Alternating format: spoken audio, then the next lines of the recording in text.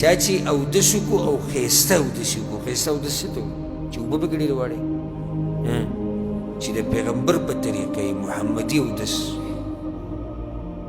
او بیا دې اودس نه بعد دا ووایي: أشهد أن لا إله إلا الله وحده لا شريك له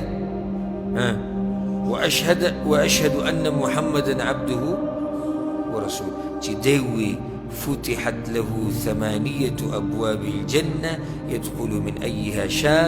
د جنت 8 دروازې به ورته الله کولو کړي چې به کومې خوښې ورننوځي.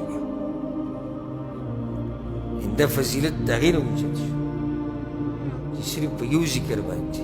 دا ذکر ما ته پته دی ډېرو پښتنو ته نه دی یاد، چې اکثر مولیانو زمونږ په منبر باندې څه کړي کیسې او تاویل ما ویلي. دا حقیقت دی. که څوک یې نه مني هسې سینه زوري به کوي او هسې ضد به کوي چې د دې اذکارو نه او د دې اوچتو اوچتو مسایلو نه زموږ ډېر پښتانه چې دي هغه نه دي خبر.